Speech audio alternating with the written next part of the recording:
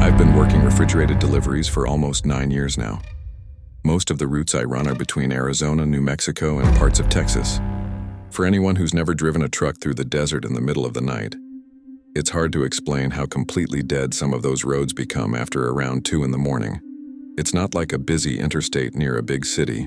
There are stretches where you can drive for 40 minutes without seeing a gas station, a house, or even another pair of headlights coming the opposite direction.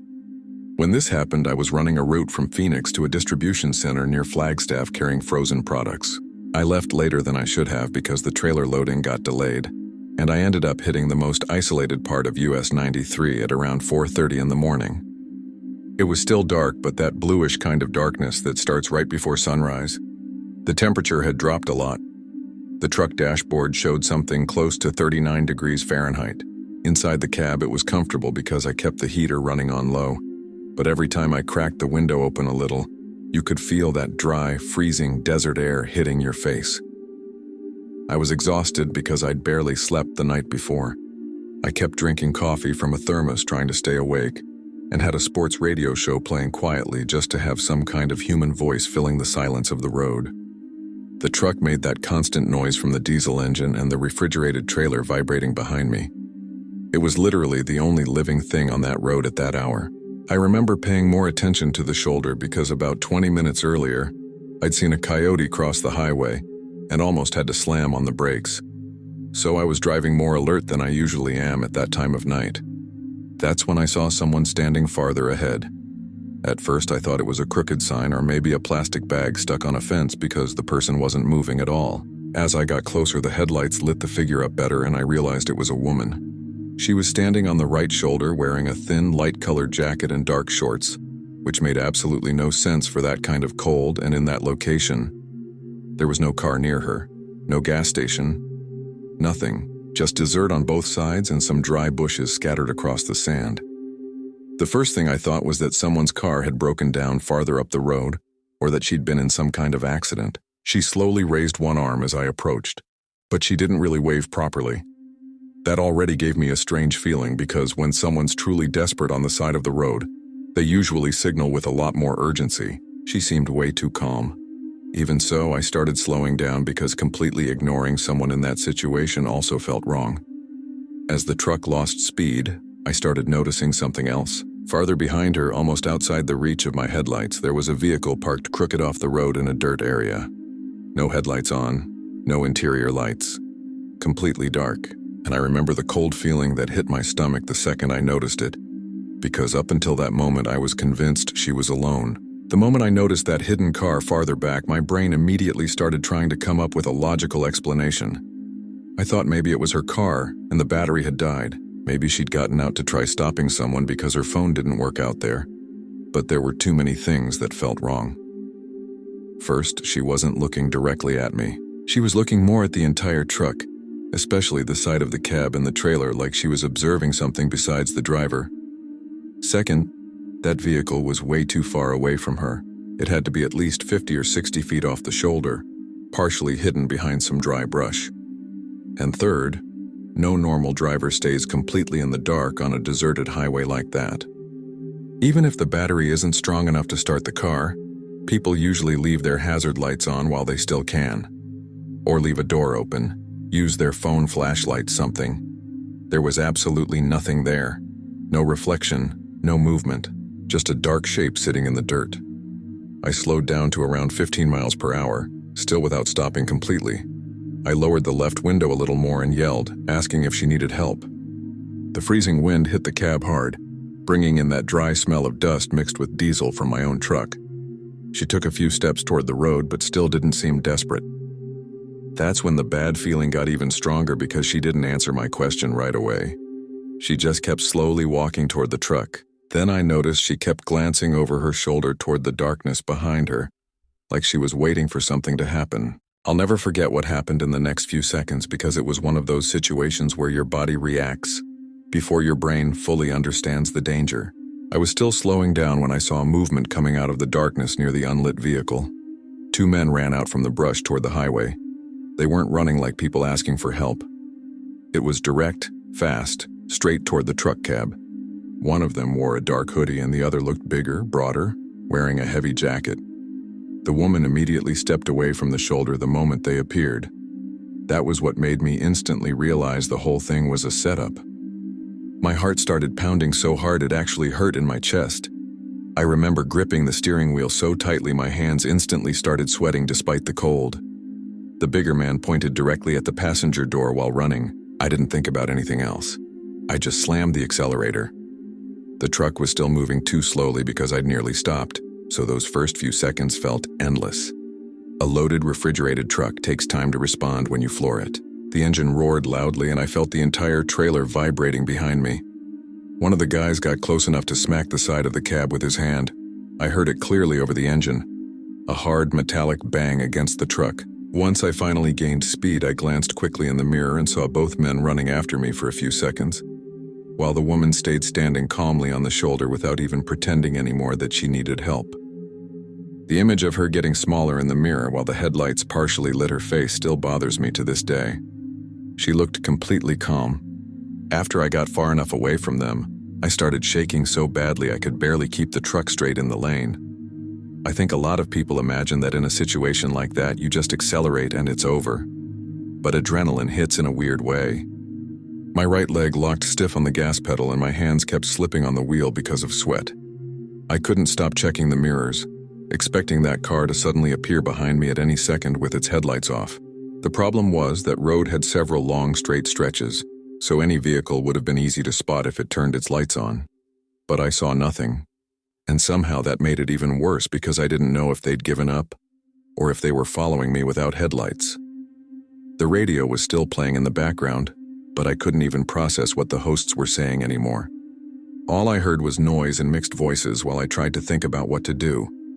My first instinct was to grab my phone and call state police. But in that part of the highway, there was barely any signal. The phone kept switching between one bar and no service. I tried twice and the calls never even connected. That's when another thought started bothering me. The more I thought about it, the more it felt like the whole thing had been planned specifically for truck drivers. A regular car might not even slow down in that situation, but truckers usually do when they see someone stranded alone on the road because we know how dangerous those routes can be. A lot of drivers end up helping people with flat tires, breakdowns, accidents. They were probably counting on that. And honestly, if I'd come to a complete stop, I don't think I'd be writing this right now. About 15 minutes later, I found a small open gas station near Wickiup. It was one of those old roadside places with half a dozen pumps, a 24-hour diner, and parking spots where truckers stopped to rest. The second I pulled into the lit parking lot, I felt my whole body relax a little, like my brain finally understood there were other people around. Even so, I kept checking my mirrors before parking. The place smelled like burnt coffee, diesel fuel, and old grease coming from the diner. There were about 3 trucks parked there, and a guy fueling up a pickup near the pumps. I left the engine running for a few seconds, trying to catch my breath before climbing down. The moment I stepped out of the cab, the freezing early morning air hit my face hard, and I realized my legs were actually shaky. I went straight inside the convenience store and the cashier immediately noticed something was wrong with me. She asked if I felt sick because apparently I looked pale. I quickly told her what had happened and she called over a state trooper who, by coincidence, was sitting in the diner drinking coffee. The officer listened to everything without interrupting me, but his expression changed the second I mentioned the woman standing on the shoulder. Before I even finished, he asked exactly which stretch of US 93 it happened on. When I gave him the approximate location, he slowly shook his head and said something that made me even more uncomfortable. "You're not the first truck driver to report something like that in that area." That hit me in a strange way because up until that moment I was still trying to convince myself maybe I'd overreacted because of exhaustion and fear. But the way the officer responded made it clear he'd heard similar stories before. He didn't seem surprised. He seemed tired. He asked for details about the hidden car, the woman's appearance, and the 2 men. I tried to remember as much as possible, but everything had happened too fast. I told him the vehicle looked like a dark sedan, maybe gray or black, but I couldn't identify the model or plate because the lights were off. About the men, the only thing I could really say was that one looked tall and heavy, while the other was thinner. The officer wrote everything down in a small notebook while drinking cold coffee. At one point, he asked if either of them appeared armed. I said I didn't see a weapon, but honestly, they didn't even need one. Two men running toward a stopped truck on an isolated highway in the middle of the night was more than enough reason to panic. He nodded and said there had already been cargo theft attempts, robberies, and even cases of drivers being pulled from their vehicles in that region during the middle of the night. He also said groups like that sometimes use women on the roadside because they know many drivers instinctively slow down when they see someone who appears vulnerable. While he talked, I started feeling this horrible weight in my stomach because I kept imagining how close I came to stopping completely. Just a few more seconds of slowing down and those guys probably would have reached the doors before the truck regained speed. The officer asked me to stay there because he and another trooper were going to drive out to the area and check whether anyone was still there. I sat in the diner trying to drink coffee, but my hand was shaking so badly I could barely hold the mug.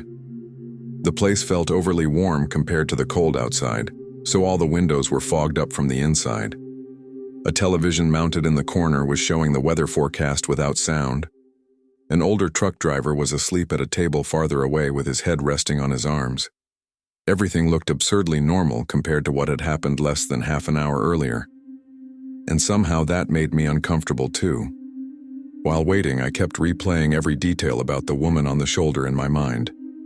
The thing that disturbed me the most was how calm she seemed. There was no panic on her face. She didn't look like someone stranded in the middle of nowhere during a freezing night. She looked like someone waiting. At one point, I even started doubting whether she was really cold at all because she never shivered or tried to shield herself from the wind. And I remember that wind clearly because when I lowered my window, my hands got cold almost instantly. About 40 minutes later, the officer returned alone. The second he walked back into the diner, I could tell from his expression they hadn't found anyone. He sat back down at the counter and said the area was completely empty when they arrived. No car, no people, no sign of recent activity other than tire tracks leading away from the dirt near the shoulder. Then he said something that stayed in my head ever since. He told me groups like that usually pack up fast and move locations before patrol units can arrive, especially because those highways have enormous stretches with no coverage or traffic. After that, I stayed there a while longer because honestly I didn't want to get back on the road yet. The officer suggested I rest before continuing the trip, which is exactly what I did. I parked the truck in the lit area near other drivers and locked everything. Even then, it took a long time before I could relax. Every time I heard footsteps near the cab or the sound of another engine starting in the parking lot, my entire body went alert again. I kept checking the mirrors, even though I knew I was somewhere crowded. At one point, I tried sleeping in the bunk behind the seats, but I couldn't manage more than a few minutes at a time. Every time I closed my eyes, I saw those two men running toward the truck while the woman calmly stepped away from the shoulder. The worst part was imagining what would have happened if I'd lowered the window farther or put the truck in neutral to talk to her better. A loaded truck takes time to get moving again. They knew that. The more I thought about it, the more I realized they'd probably done it before. Maybe they weren't even after the cargo. Maybe they just wanted money, wallets, phones, or the truck itself. Maybe worse. And on a highway that isolated before sunrise, nobody would hear anything. I think that's what really stayed with me after that night. The feeling of complete isolation. You realize how vulnerable you are once you understand you could disappear on an empty highway, and it might take hours before anyone noticed. When the sun finally came up and the sky started getting brighter for real, I continued the trip because I still had to deliver the load on time. The desert during the day looked completely different from the scene I'd driven through hours earlier. In daylight, everything looked small and dry, almost too empty to imagine something like that had just happened there. Even so, for the rest of the route, every car parked on the shoulder made my heart race. I spent the entire drive checking my mirrors too much and slowing down far less than I normally would around stranded people. That happened almost 3 years ago, and it still changed the way I drive at night. I know there are real people out there who genuinely need help on the highways, and that's the worst part of all of this. Because after that night, I never fully trusted situations like that again. A few months later, I talked to another truck driver at a stop near Albuquerque, and he told me he'd heard similar stories in the same part of Arizona, always involving someone alone trying to get drivers to stop on isolated stretches before sunrise. I don't know if it was the exact same group or if it became some kind of common method out there. All I know is that ever since then, My rule has been never to come to a complete stop on an empty highway in the middle of the night, especially when something feels off right away. And honestly, every time I think about that woman standing motionless on the shoulder wearing light clothes in that freezing cold, I still feel the same knot in my stomach that I felt the moment I noticed the hidden car behind her. Story 2. I've been driving trucks long enough to know the difference between normal road noise and something being wrong. After so many years sleeping in truck cabs, you learn the sounds of the vehicle almost the same way someone knows the sounds of their own house. You know when the engine is cooling down, when the air suspension releases pressure, when the wind hits the trailer, or when another truck parks too close. That's why that night stayed stuck in my head. I was running a long route through Wyoming hauling industrial equipment strapped onto a dry trailer. It was early November, and the cold had already gotten brutal in that region. The forecast mentioned possible light snow farther north, so I wanted to stop and get a few hours of rest before continuing through the night. I pulled into a small rest area near I-80, in a very empty stretch between Rawlins and Rock Springs. It wasn't a big gas station or a busy truck stop, just a state rest area with bathrooms, a few truck parking spots, and weak lighting from old poles spread around the lot. When I got there, it was a little after 11 at night. There were only 3 other trucks parked there, all spaced far apart from each other. The wind was incredibly strong that night. You could hear it whistling around the cab while I organized my things to sleep. The temperature was below freezing, and every time I breathed near the window you could see the glass fogging up from the inside. I remember sitting there for a while before turning off the cab lights, staring out at the parking lot because that place had already been giving me a strange feeling since the moment I arrived. Not exactly fear, but that uncomfortable feeling of being somewhere too isolated. Behind the rest area there was nothing but dark, open land as far as you could see. No nearby town, no distant lights, just that massive emptiness of Wyoming in the middle of the night. Even so, I was too exhausted to look for another place. I closed the cab curtains, left the heater running low, and laid down in the bunk behind the seats. The truck rocked slightly from the wind gusts hitting the side of the trailer. I ended up falling asleep relatively fast. I don't know how much time passed before I woke up, but it was still completely dark outside. And what woke me up wasn't one loud sound all at once. It was repetition. A dry metallic noise coming from the side of the trailer. Clang. Then silence. A few seconds later again. Clang. At first I thought maybe one of the cargo chains had come loose or something was hitting in the wind. I stayed still trying to listen better while I fully woke up.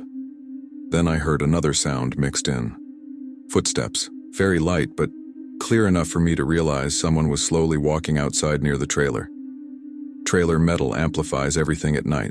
I could hear muffled boots crunching on gravel followed by small impacts like someone touching the side of the trailer or testing some latch. My whole body woke up instantly. The first thing I did was grab my phone to check the time. It was 2:17 in the morning. The signal there was practically non-existent, just one bar appearing and disappearing in the corner of the screen. I stayed completely still in the bunk trying to understand what I was hearing. The wind was still howling hard outside, but this was different. It wasn't something loose randomly banging around. There was rhythm to it. Slow footsteps, small metallic knocks, a short dragging sound like someone sliding a hand or object along the side of the trailer. At certain moments it even sounded like they were messing with the cargo locks. I turned off the small fan inside the cab so I could hear better, and the silence somehow became even worse. The cold felt stronger too.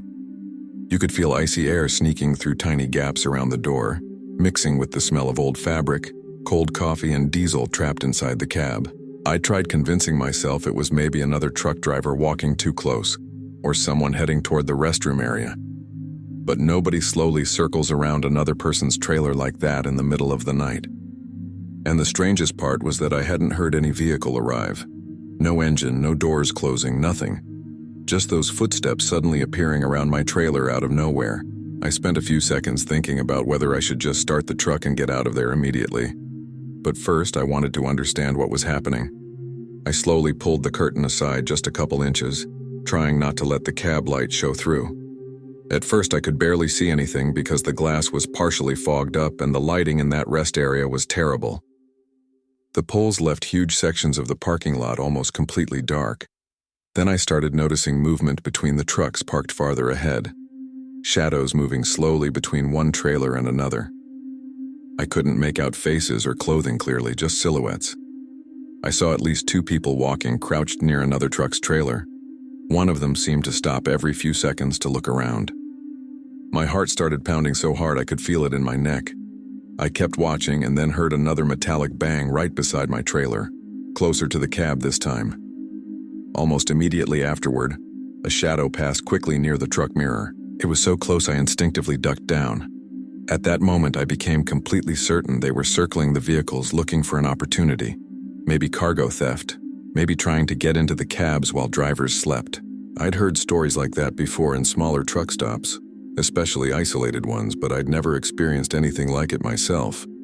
And the worst part was not knowing how many people were out there. I stayed crouched down for several seconds, trying to control my breathing so I wouldn't make noise. The cab suddenly felt way too small. Every creak of the plastic interior or vibration from the wind made my body react. I slowly grabbed the truck keys from the compartment beside the bunk and started thinking about the best way to leave without drawing attention before the engine started.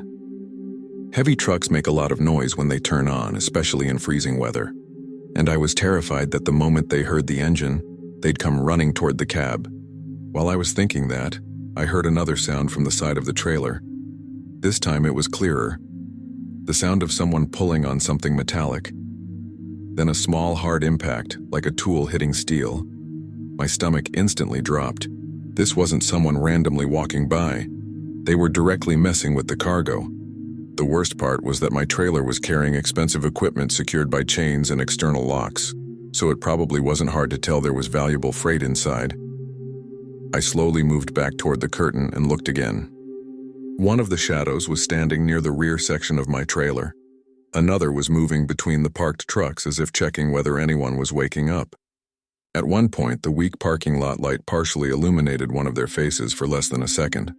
Male, dark hood, something covering the lower half of his face. He didn't look homeless or lost. He looked like someone trying not to be identified. That's when I decided to leave immediately. I turned the key as fast as I could, and the diesel engine exploded loudly into the silence of the night. The entire truck shook hard when it started. At that exact moment, I heard rapid movement outside. Footsteps running on gravel. The sound of someone slamming against the side of the trailer. I threw myself into the driver's seat while pulling the curtains fully open. Before I could even put the truck into gear, something violently slammed against the driver's side door. The impact was so hard the window shook. Then another hit came right after it. And then I clearly heard someone trying to climb onto the cab step. The truck leaned slightly when the person put weight against the door. My heart was racing so violently I could barely get the transmission into gear. I heard the handle being yanked hard twice. The metallic sound echoed through the entire cab. At that point, it was pure instinct. I released the brake and floored the accelerator without even waiting for the engine to fully warm up. The truck lurched forward violently, spraying gravel behind it. As I turned toward the exit of the rest area, I heard another impact against the side of the cab, like someone hitting it with a hand or some object as I passed. I glanced quickly in the mirror and managed to see at least 2 figures running between the parked trucks, while another shadow stepped out from behind a trailer farther away. To this day, I still don't know if they intended to steal cargo, break into the cabs, or something worse. All I know is that if I'd taken a few more seconds to start the truck, they probably would have gotten the door open before I escaped. I kept accelerating for miles without even really noticing my speed. The highway was almost completely empty, and the sky still pitch black, with no sign of sunrise yet. My hands were shaking so badly on the wheel that I had to keep repositioning my fingers because they started going numb. The engine made that constant, heavy rumbling sound while the trailer vibrated behind me over the uneven pavement. Every time I checked the mirrors, I felt like some vehicle was about to appear behind the truck with its headlights off. And the more I thought about what happened, the more I realized it felt organized. It didn't feel like random kids messing with truck drivers for fun. There were people watching, people moving between the vehicles, and someone came directly for my door the instant they heard the engine start. Almost like they'd been expecting that exact reaction. Over the years, listening to conversations at truck stops, I'd heard stories about cargo theft. people siphoning fuel, and even attempted robberies in isolated rest areas. But it always sounded like those exaggerated stories truckers tell each other on the road, until it happened to me. The worst part was imagining the other drivers sleeping there without any idea what was happening outside their cabs. At one point, I even considered going back with police, but the fear of running into those guys again was stronger. I just wanted to reach a crowded place as fast as possible. About 40 minutes later, I found a larger truck stop near Rock Springs. The place was much busier, with bright lights, trucks coming and going, and people moving around inside the restaurant. The moment I parked near the pumps, I felt my body relax a little, though inside I was still completely wired. I climbed down from the cab, looking around like a paranoid person. The freezing wind hit my face so hard my eyes watered. I walked into the restaurant, gripping the truck keys so tightly my hand had marks on it. The smell of fresh coffee, bacon, and grease felt strange after the silence of that rest area. I quickly told an employee what had happened, and he called over a state trooper who had been fueling outside. When I described the location, the officer immediately got serious. He asked how many people I'd seen and whether anyone showed a weapon. I told him I hadn't seen any weapon, but they had clearly tried to open my door before I drove off. The officer said that wasn't the first similar incident in the area that winter. According to him, groups take advantage of isolated rest areas to test trucks during the night because many drivers sleep heavily after long hours on the road. Some steal cargo.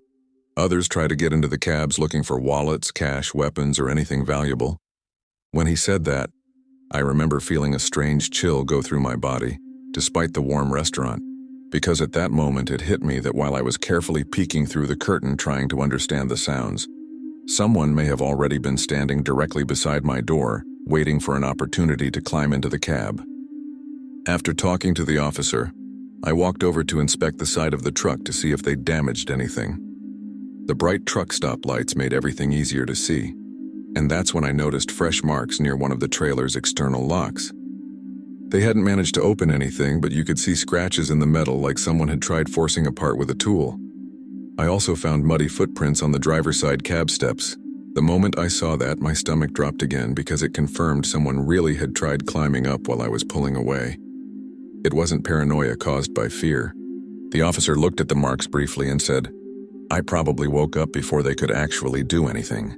He even asked whether I carried a gun inside the cab, which is relatively common among American truck drivers on certain routes, but I've never liked that idea. Honestly, everything happened way too fast.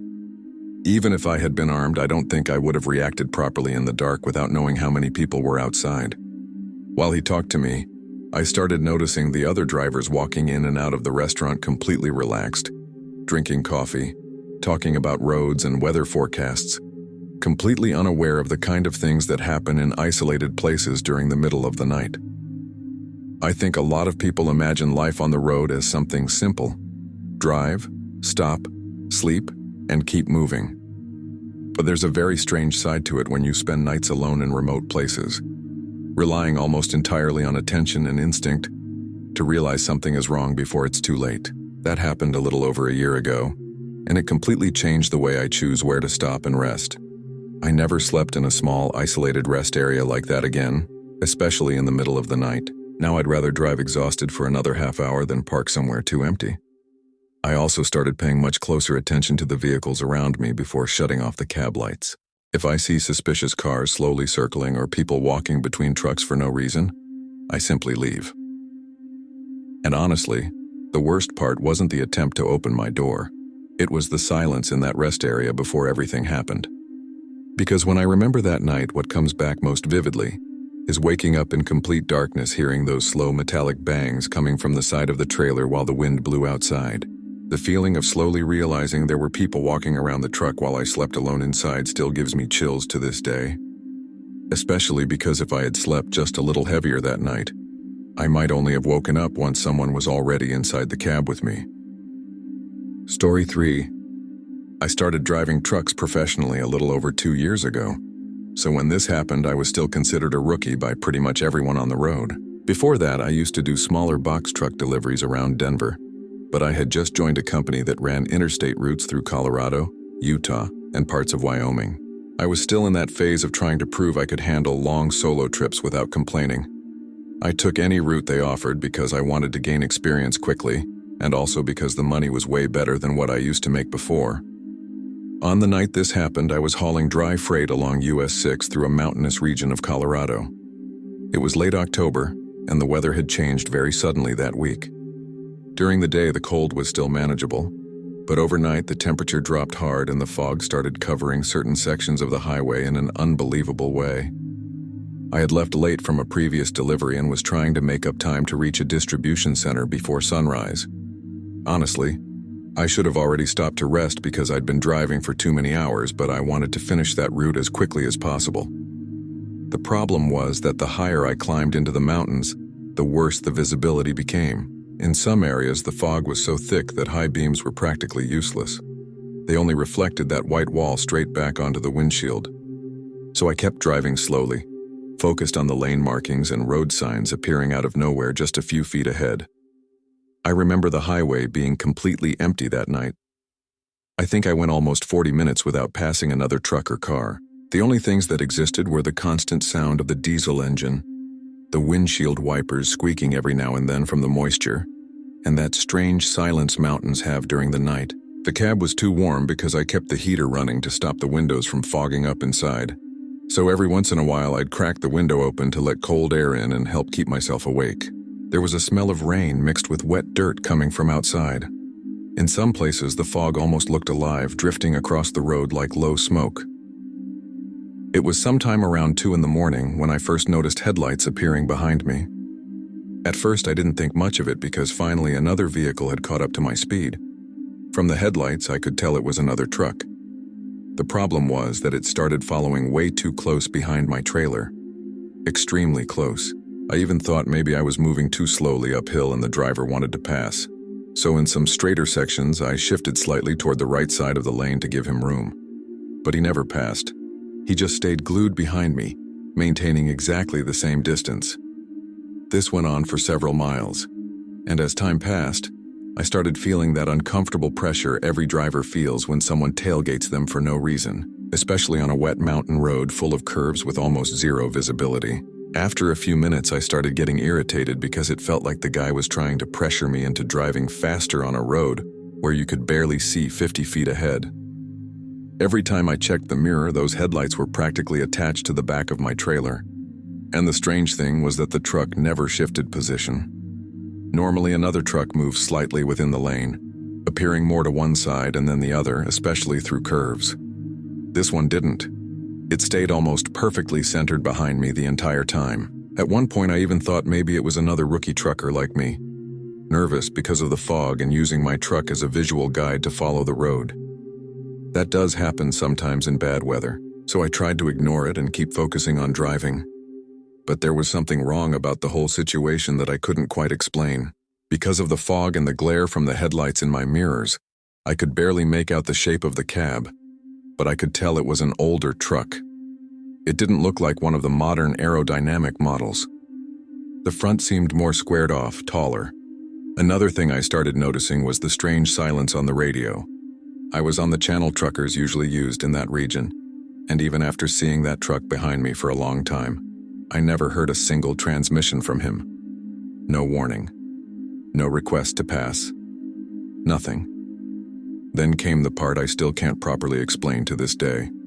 There was a long curve descending toward a more illuminated section of the highway. An old yellow light lit part of the road near a maintenance area. The fog thinned slightly there for a few seconds. As I entered the curve, I automatically looked into the left mirror, expecting to finally get a better look at the truck behind me. And I did. For less than 2 seconds, the headlights illuminated the cab clearly enough for me to see through the windshield. And there was nobody behind the wheel.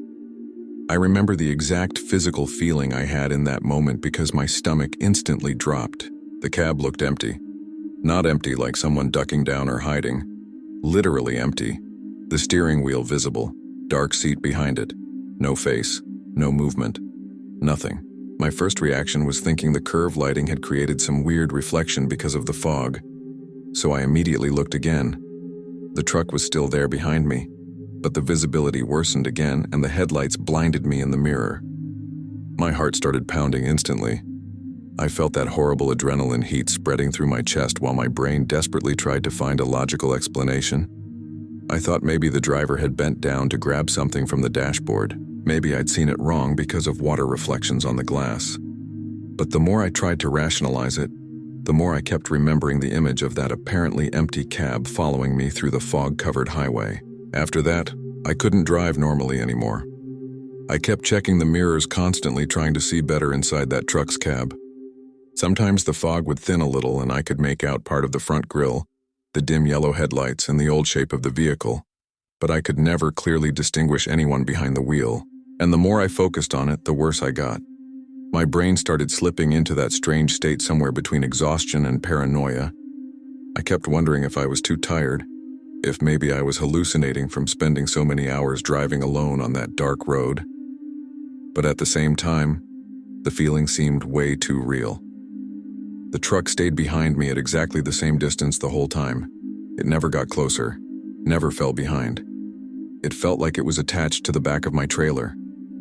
The worst part was the absolute silence of the highway. No other vehicles appeared. No gas stations. No lights except my headlights cutting through that thick fog. I even started speeding up slightly because I wanted to get away from it or force the truck to finally pass me. But it matched me perfectly. Every time I accelerated, it accelerated too. At one point, my hand was sweating so badly on the steering wheel that I had to wipe it on my pants. The inside of the cab suddenly felt too hot and suffocating despite the freezing weather outside. I could hear my own breathing mixed with the constant engine noise and the occasional groaning sound from the trailer during curves. That's when I remembered there was a highway inspection station farther ahead on that route. It wasn't always open, but it usually had bright lighting and sometimes state patrol vehicles parked nearby. I decided I was heading straight there without stopping for anything.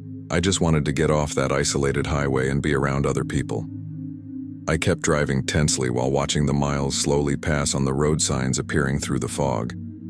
The truck behind me stayed there the entire time. At one point, I even grabbed the radio and asked if the driver behind me needed to pass. No response, just static. That made me feel even worse because CB radios usually work perfectly at that short distance between trucks. A few minutes later, I finally started seeing blurry lights appearing through the fog. The inspection station. I felt immediate relief. I slowed down to enter the lit area, glancing quickly at the mirrors as I turned onto the access lane. The old truck was still behind me at that moment. I am absolutely certain of that. But the second I lined my truck up with the entrance and looked back into the side mirror again, there was nothing there anymore. No headlights, no truck. Nothing behind me except fog covering the empty highway. My whole body went cold. I immediately braked harder and checked the other mirrors, trying to understand where the vehicle had gone. There was no nearby turnaround, no other exit in that section, and there simply wasn't enough time for the truck to stop or disappear like that without me noticing. I parked near the brightly lit inspection area and sat there for several seconds just staring into the mirrors, unable to properly process what had just happened. The fog still covered much of the road behind me, but there was absolutely no sign of that truck. No lights fading away. No engine sound. Nothing. And the strangest part was the complete silence after I shut off the radio. All I could hear was my own truck idling and the soft hiss of compressed air releasing pressure every now and then. I clearly remember feeling that awful cold sensation on the back of my neck while staring at the road, trying to convince myself the truck had simply taken some access road I hadn't noticed. But it didn't make sense. I had looked in the mirror seconds before entering the station, and the headlights were still there behind me. There was no side road in that area. No space for the truck to simply stop on the shoulder without me seeing lights through the fog. I sat there for several minutes trying to calm down because my hands were genuinely shaking. At one point, I even splashed water on my face in the station bathroom, thinking maybe I was too exhausted and starting to see things because of the late hour and terrible weather. The problem was that the image of that apparently empty cab remained incredibly clear in my mind. Too clear. The inspection station was partially open that night because there were 2 highway employees and a state trooper inside drinking coffee. The place had that typical smell of an old building overheated during winter, mixed with strong coffee and wet clothes. When I walked in, One of the workers asked if I was okay because apparently I looked pale. At first I was almost embarrassed to tell them what had happened because it sounded ridiculous even to me. So at first I only mentioned the truck tailgating me without passing. The trooper asked what model it looked like, and I said it resembled an old Peterbilt or something similar, one of those older, boxier models. When I mentioned that I thought I hadn't seen anyone behind the wheel, the older worker standing near the coffee machine immediately stopped moving his cup. He looked at the trooper for a second before turning back to me and asking exactly which stretch of highway I'd encountered the truck on. I answered him. And then came the part that genuinely unsettled me. The man said that wasn't the first time someone had reported an old truck appearing on that road during heavy fog. According to him, several drivers had shared similar stories over the years. Always the same pattern, an old truck appearing behind them on isolated stretches late at night, maintaining a constant distance without passing. And more than one person had mentioned being unable to clearly see anyone driving. He said it completely seriously, without sounding like he was joking or trying to scare me. And honestly, that disturbed me far more than the truck disappearing. At that moment, I immediately tried to take the rational route because the last thing I wanted was to believe some creepy highway ghost story. I asked if it was some kind of local legend truckers made up to scare rookies. The trooper even laughed a little, but the older employee stayed serious. He said he'd never personally seen the truck, but he'd heard enough stories to remember it whenever heavy fog rolled into that region. According to him, almost every driver described the vehicle the same way. Older model, yellowish headlights, strange behavior on the road. Some said the truck appeared behind them out of nowhere and disappeared near that same mountain stretch. Others claimed they could see the cab but never clearly distinguished the driver. While he talked, I could feel the discomfort growing because the details matched way too closely with what had just happened to me. The man also mentioned that most of the reports came from tired drivers traveling alone overnight, especially during cold nights with poor visibility. That actually gave me a little relief because it sounded like there could be a logical explanation. Exhaustion, fog, and bad reflections can completely distort someone's perception after long hours driving. I grabbed onto that explanation immediately. But there was still one thing I couldn't explain. That truck had physically been behind me for miles. I saw the headlights in my mirrors the entire time. It didn't feel like a hallucination. And even if I had imagined the empty cab, it still didn't explain how the vehicle vanished seconds before I entered the station. I ended up staying there for almost an hour drinking coffee and trying to calm down before getting back on the road.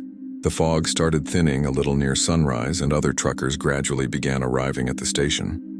At one point, an older driver overheard part of the conversation and casually mentioned he'd heard stories about the old mountain truck years earlier from other drivers. He said it the same way someone might comment about bad pavement or animals crossing the road. Nothing dramatic. And honestly, that made me even more uncomfortable because it sounded like something quietly known among drivers in that region. When I finally returned to my truck cab, I spent several minutes staring into the mirrors before pulling out.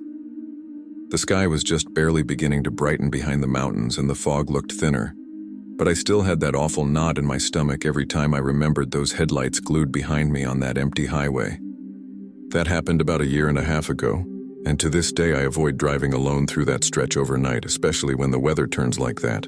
And the worst part is that since then, I've heard at least 2 more similar stories told by truck drivers at different truck stops. Always about an old truck appearing on mountain roads during heavy fog. Maybe there's a completely normal explanation for all of it, and everyone is just misseeing things because of exhaustion and terrible driving conditions. Honestly, I prefer believing that. But even now, every time I notice truck headlights staying behind my trailer for too long on an empty highway in the middle of the night, I automatically check the mirror trying to see who's behind the wheel. Story 4. I was running a long route between Arizona and Texas hauling automotive parts when this happened. Back then, I still took overnight trips constantly because they paid better, and there was usually less traffic on the interstates. The problem is that driving alone all night starts messing with your head after a few hours. You enter that automatic state where everything feels the same. Dark highway, dashboard lights, gas stations, bad coffee, and endless miles of desert with nothing around you. That week, I'd already been running on very little sleep because I had taken 2 back-to-back deliveries without getting proper rest. I remember that specific day I had left Albuquerque late and was trying to cross an isolated part of New Mexico before sunrise. It had to be a little after 3 in the morning when I decided to stop at a small gas station near I-40 to refuel and stretch my legs. It wasn't a big truck stop or one of those busy places with a 24-hour diner. It was an old rundown gas station with weak lighting and only a few working pumps. The kind of place you only stop at because you're too exhausted to look for something better farther down the road. The moment I pulled into the parking lot, I immediately noticed how empty the place was. There was only an old pickup truck parked near the convenience store, and another truck sitting farther away, apparently empty too. The wind was blowing hard, carrying fine sand across the pavement. The lights from the poles were yellowish and left large sections of the station buried in shadow. As soon as I parked near the pump, I felt that strange silence isolated places have in the middle of the night. Even with my engine idling, the whole place felt dead. You couldn't hear any busy highway nearby or people talking, just the wind moving between the pumps and the electrical buzzing of the old lights. I climbed down from the cab feeling my legs heavy from exhaustion. The desert cold hit my face immediately. It wasn't freezing, but it was that unpleasant dry cold New Mexico gets before dawn. While I started fueling up, I remember glancing around several times because the place gave me a bad feeling I couldn't really explain. The convenience store was open, but it looked practically empty. Behind the counter, you could see an employee watching a small television without paying attention to anything around him. The other truck parked farther away was completely dark, no lights inside the cab at all. I thought that was strange because truckers usually leave at least some interior light on while resting. Even so, I tried to ignore it because I just wanted to fuel up quickly, grab coffee, and get back on the road. I pulled out my phone to check messages while the pump was running, and that's when I heard the first sound coming from underneath the trailer. A low metallic noise, short and sharp, like metal lightly scraping against the asphalt. At first I thought maybe it was a loose cargo chain swinging in the wind, but a few seconds later I heard it again, this time closer to the rear section of the truck. At first I genuinely tried to rationalize it because trucks make noise constantly. Chains vibrate, suspensions creak, metal parts contract because of temperature changes, especially after hours on the road. But there was something strange about that sound. It didn't sound like a truck part moving by itself. It sounded like movement. A slow scraping of metal followed by small pauses like someone carefully shifting around underneath the trailer. I stopped the pump for a second and stood still trying to listen better. The wind blew hard across the empty station, kicking dust near the pumps. The sound disappeared for a few seconds. Then it came back again. Clearer this time. A short scraping sound coming from beneath the center of the trailer. My stomach instantly went cold.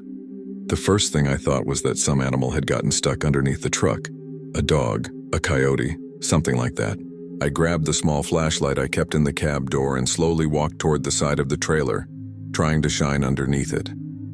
The asphalt was wet in some spots from spilled fuel and weakly reflected the yellow light from the poles. As I got closer, I realized the sound had completely stopped. That made me feel even worse because it felt like whatever, or whoever, was there had noticed me approaching. I crouched near the rear axles trying to shine the flashlight farther underneath the trailer.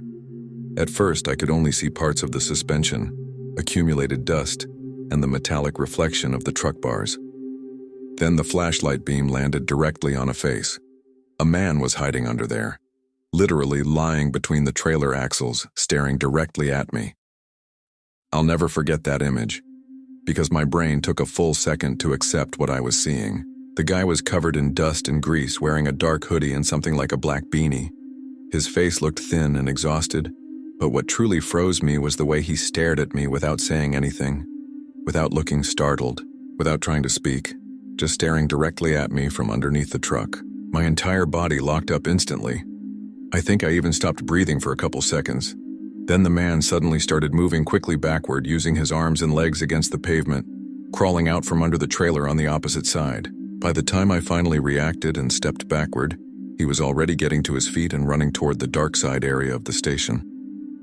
Everything happened absurdly fast. I remember the sound of his boots slamming against the asphalt and the wind carrying dust behind him, while he ran into the darkness beyond the pump lights. In less than 5 seconds, he disappeared completely behind the side building of the station. And I just stood there holding the flashlight, unable to believe what had just happened. My heart was pounding so hard I could feel it in my throat. I stayed frozen for several seconds, staring toward the direction he'd run, expecting him to reappear from behind some vehicle or come back toward the truck. But nothing appeared. Just darkness beyond the lit area of the station and the wind blowing sand across the empty parking lot. My first reaction was immediately looking around, trying to figure out if there was anyone else there with him, because none of that felt normal. It didn't feel like someone simply sleeping under the trailer to hide from the cold. The way he stayed there staring at me without speaking gave me a terrible feeling.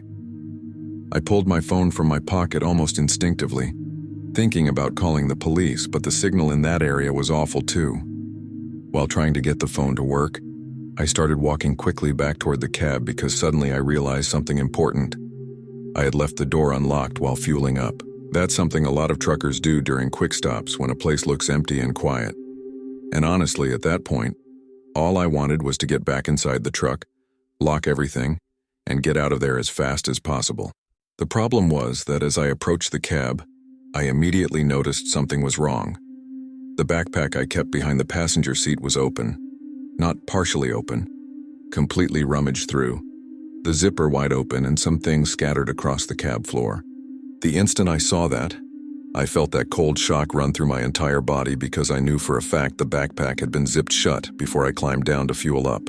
I quickly climbed the cab steps, automatically glancing both ways like I expected someone to still be hiding nearby. The dim interior light illuminated parts of the seats and dashboard while the engine continued idling. My hands started shaking as I checked the inside of the cab. My wallet was still in the side compartment. My backup phone was still charging near the dashboard, but several pockets in the backpack had clearly been searched through. Clothes pulled out, papers crumpled. Even the small compartment where I kept emergency cash had been opened. That's when the whole situation became much worse in my head, because it meant that while I was distracted outside looking under the trailer, someone had probably entered the cab. And immediately I started wondering if the man hiding under the trailer had been part of exactly that. Maybe he was there to distract me while someone else tried stealing something from the cab. Or maybe it was the other way around. Maybe he was waiting for an opportunity to climb inside while I stepped away from the truck. The more I thought about it, the worse the feeling became, especially because I had no idea how long that man had been hiding underneath the trailer before I noticed him. I started checking the inside of the cab almost desperately, because at that moment my biggest fear was discovering someone was still hiding nearby. I looked behind the seats, pulled open the sleeper curtain, and even checked the space between the upper compartments. The truck seemed empty, but the feeling of being invaded was horrible. When you spend weeks practically living inside your cab, it becomes kind of like your home on the road. So realizing someone entered it while you were distracted outside really messes with your head. I kept checking the mirrors non-stop, trying to spot movement near the pumps or around the dark side area of the station where the man had run. Nothing. No sign of him. The other truck parked farther away was still completely dark too. And the more I stared at that vehicle sitting in the darkness, the more uncomfortable I became because I started wondering if it was actually empty at all. The entire station felt strange now. Even the convenience store seemed too quiet.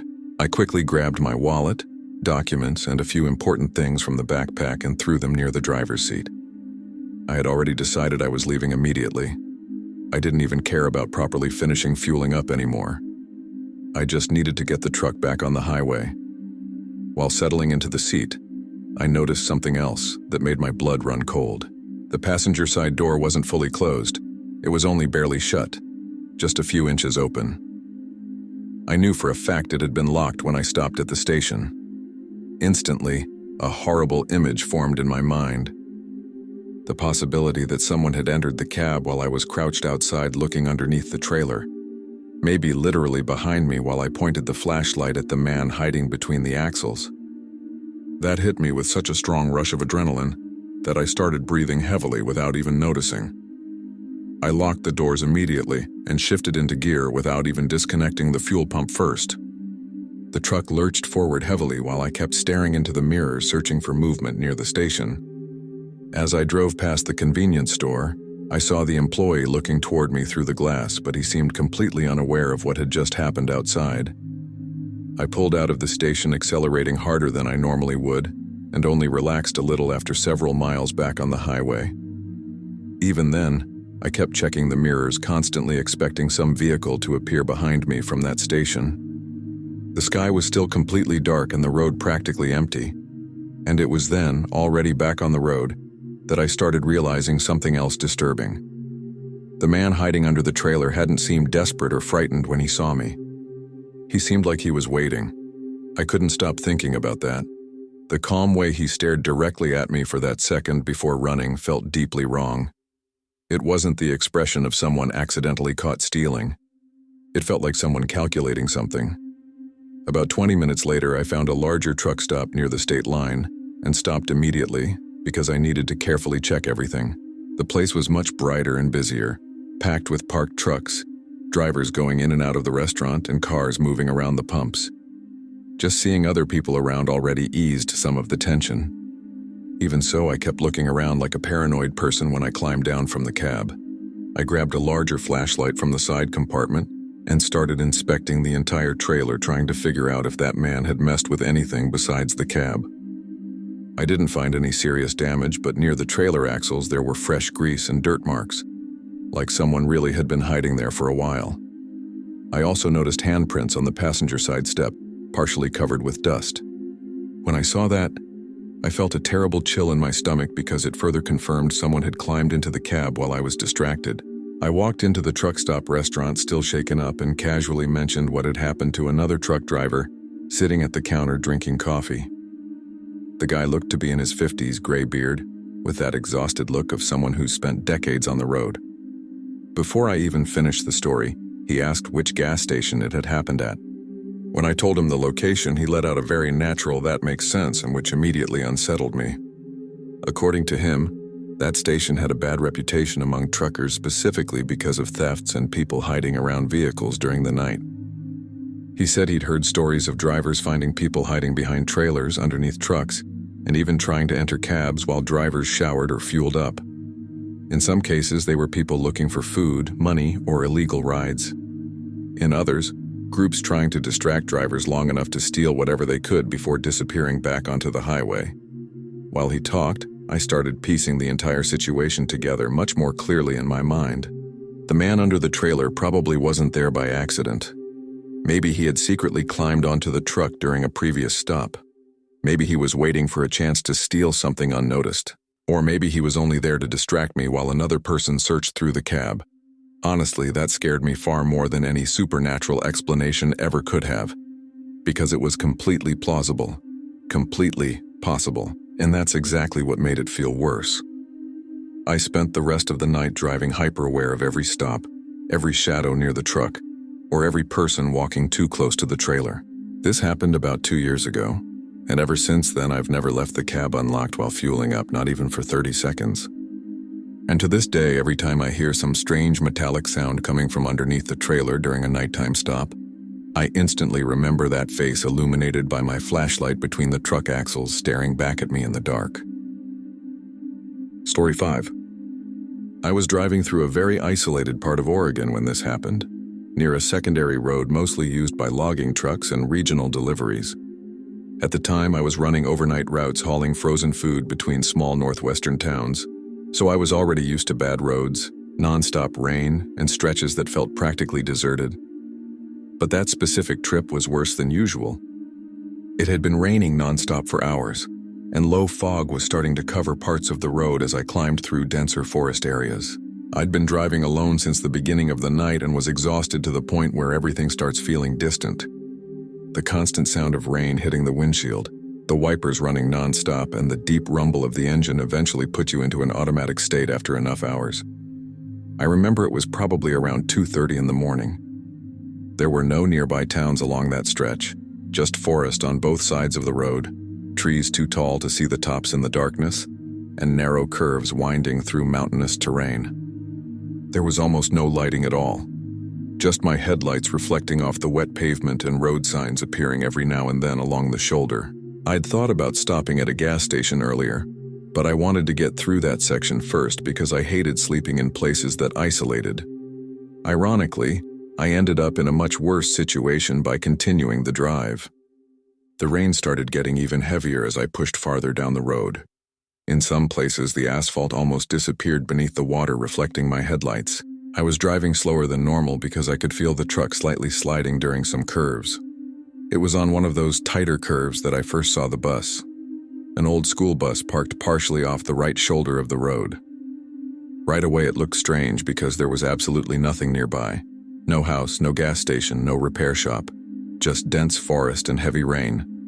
The bus looked old, one of those traditional yellow American school buses, but extremely dirty and partially rusted. I assumed it had been abandoned there for a long time. As I got closer, my headlights illuminated the side windows better through the water and grime. And that's when I saw a face looking through one of the windows. Small, a child's face. I remember it perfectly, because it made me take my foot off the accelerator immediately. The face appeared for just an instant behind the fogged-up glass near the back section of the bus. It looked like a child staring directly out toward the road. My first thought was that someone might be trapped inside or needed help. Maybe there had been some kind of accident. Maybe people were living inside the abandoned bus.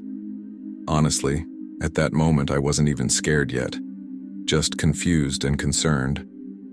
Because seeing a child inside an old bus abandoned on a forest road in the middle of the night made absolutely no sense.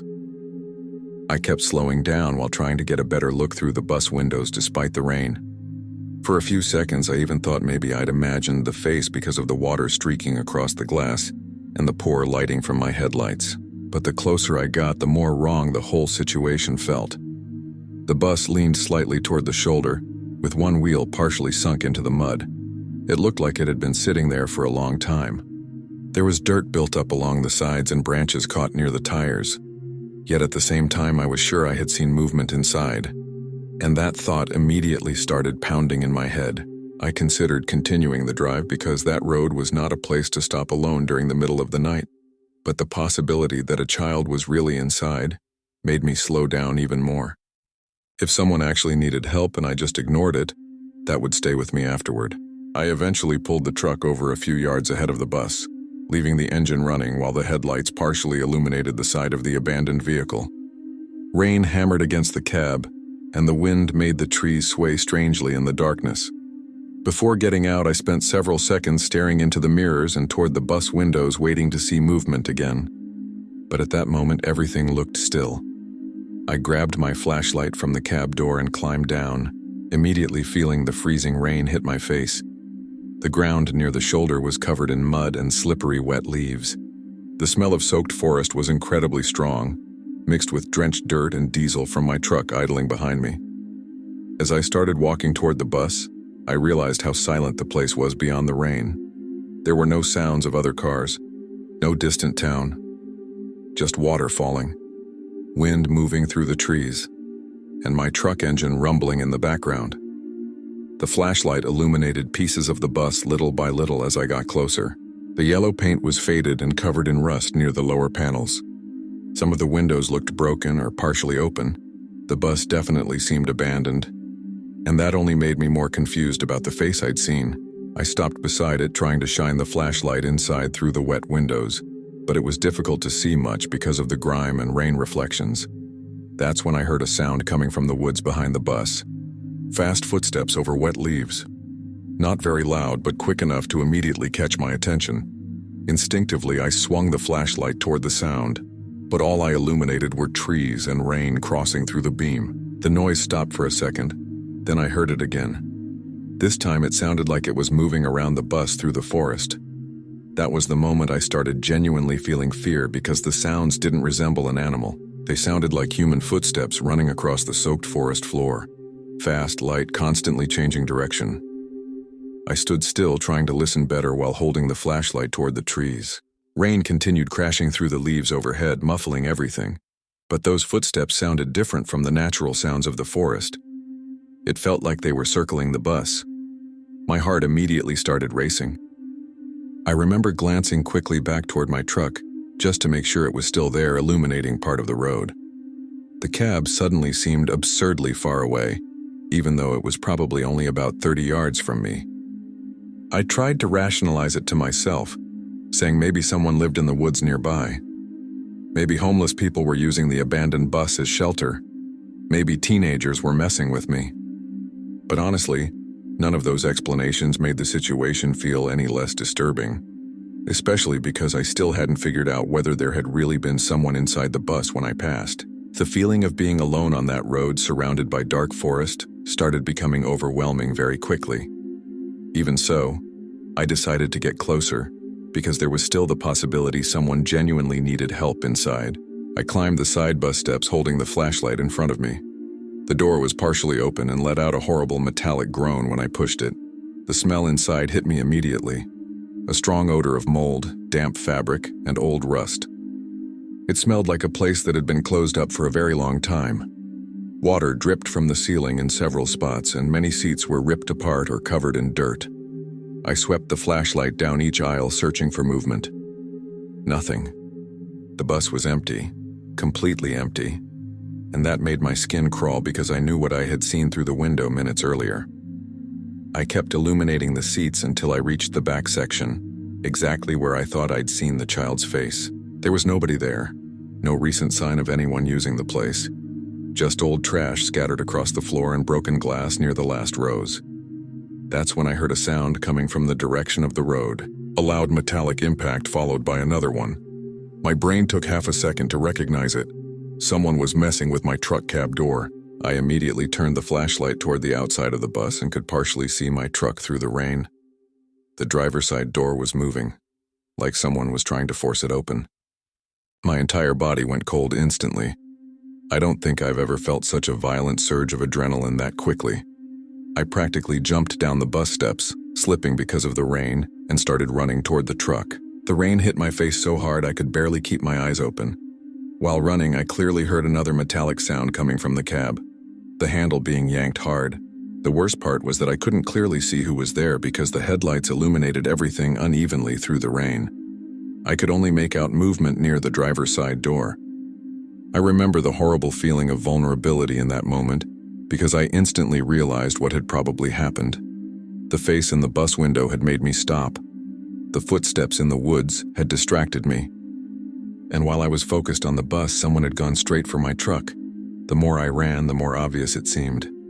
When I finally got close enough, the figure beside the cab quickly backed away toward the opposite side of the truck.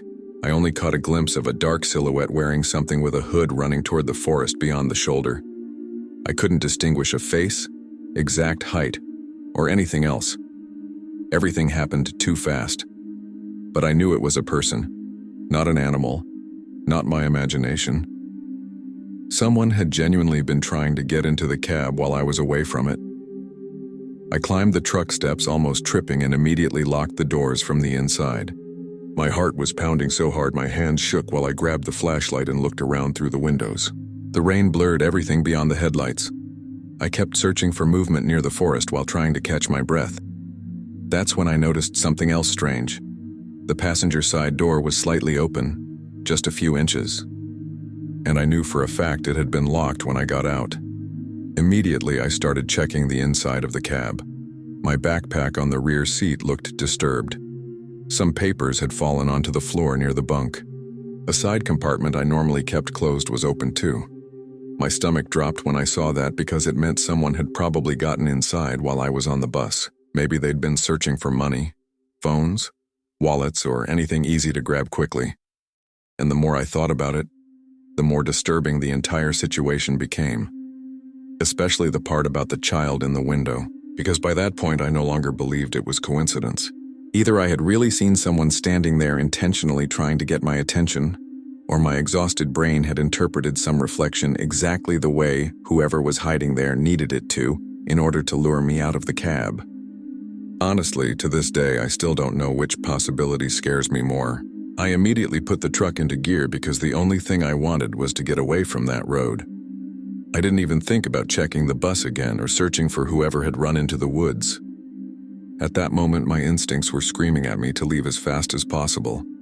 The truck pulled heavily onto the wet highway while I kept checking the mirrors for headlights or movement behind me. The rain continued pouring and the fog started drifting back between the trees again, making everything even more closed in. While driving, I tried mentally organizing what had just happened, But the more I thought about it, the more confused I became. The detail I couldn't stop replaying in my head was the face in the window. I knew what I had seen. It didn't look like rain reflections or shadows from the headlights. It genuinely looked like a child staring out. Too small to be an adult, and that was exactly why I had stopped. Yet the bus had been empty when I entered. Completely empty. I kept repeating that to myself while driving because my brain was desperately trying to find logic in the situation. Maybe someone had been hiding between the seats and slipped out another exit while I approached. Maybe people were using the abandoned bus to lure distracted drivers and rob trucks. The more rational I tried to be, the more believable that explanation seemed, and honestly, that possibility disturbed me far more than any supernatural explanation would have. About half an hour later, I found a small gas station near a tiny town along the state highway, and stopped there because I needed a moment to breathe and properly inspect the cab. The place was simple, but at least it had bright lights and a few people moving around. As soon as I parked, I started checking everything inside the truck. The backpack had definitely been opened and several clothes had been pulled out. My portable charger was gone, and the compartment where I kept emergency cash had clearly been searched through, though some bills hidden deeper inside were still there. That confirmed to me that someone had entered the cab while I was inside the bus. I briefly spoke with another truck driver inside the station restaurant and told him what had happened. The guy immediately asked whether the bus was an old yellow school bus near the forest stretch north of the highway. When I said yes, he gave me a strange look and said he'd heard other drivers talk about that bus before. According to him, there had been old reports of people seeing movement inside it during the night, especially on rainy or foggy nights. Some claimed they saw children staring through the windows. Others talked about people running through the woods near the road. He believed people were probably using the abandoned bus to lure distracted drivers and steal whatever they could. And honestly, after what happened to me, that seemed completely possible. This happened about a year ago, and ever since then I've never stopped on isolated forest roads during the middle of the night, especially if I see abandoned vehicles on the shoulder. Because that night I realized something very simple. On an empty highway, exhausted and alone, all it takes is one moment of concern or curiosity for someone to turn you into a target. Thank you very much for your company until the end. Your support is what gives life to this channel. If these stories have caught you, don't forget to leave your like and comment on your opinion. And if you are not yet part of our community, sign up now to receive the next real horror stories.